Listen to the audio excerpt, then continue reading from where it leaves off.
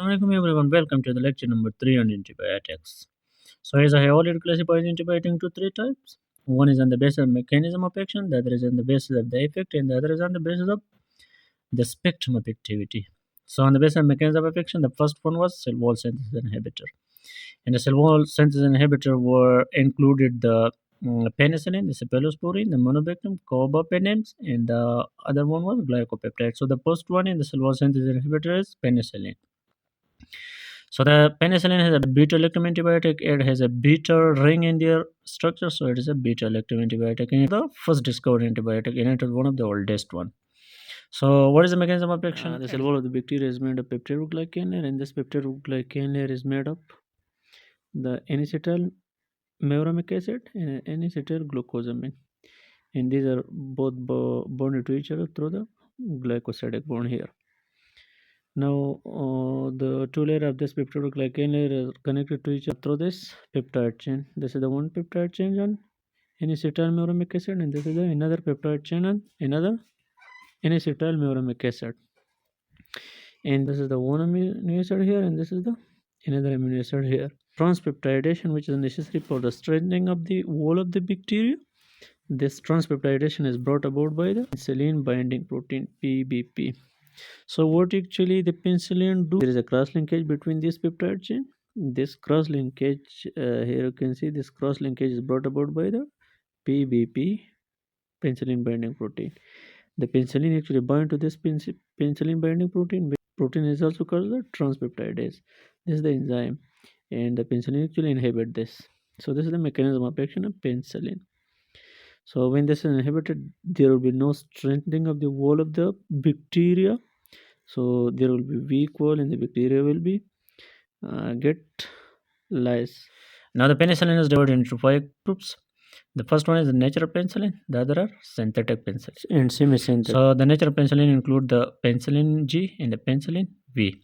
The penicillin G is present only in IV form, while the penicillin V is present in oral form. So this is the pharmacokinetic that I am discussing along with this lecture. So the penicillin are widely distributed and they are excreted renally. The second class in penicillin is the aminopenicillin, which further included the amoxicillin and the ampicillin. These are the one of the broad spectrum penicillin. So the third one is the anti-staphylococcal penicillin. These are used against the Staphylococcus aureus. So these include the methicillin, the oxacillin, the cloxacillin, and the nepcillin. And this is used against the methicillin sensitive Staph aureus MSSA.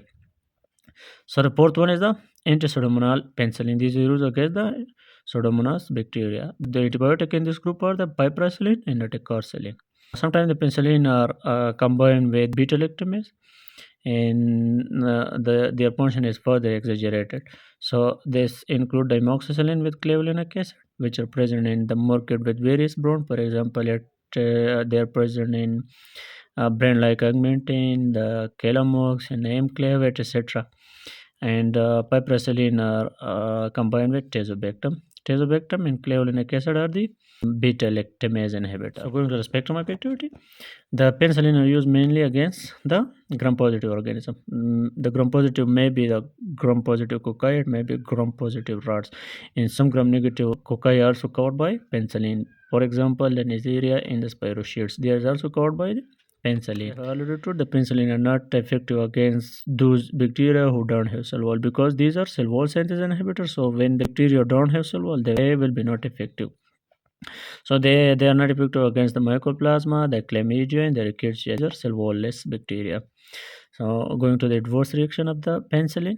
The main adverse reaction of this is hypersensitivity. When a person is sensitive to the penicillin, there will be urticaria, there will be rashes, there will be angioedema, and there is interstitial nephritis as well.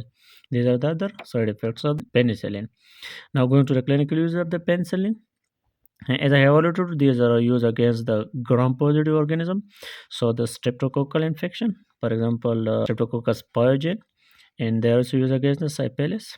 and they are also used as prophylaxis in the rheumatic fever, and they are also used for respiratory tract infection. Then they are also used for skin and soft tissue infections. This was all about on penicillin. So stay connected with my channel, and I will upload each of the antibiotic one by one. So thanks for watching the video, and don't forget to subscribe, like, and share.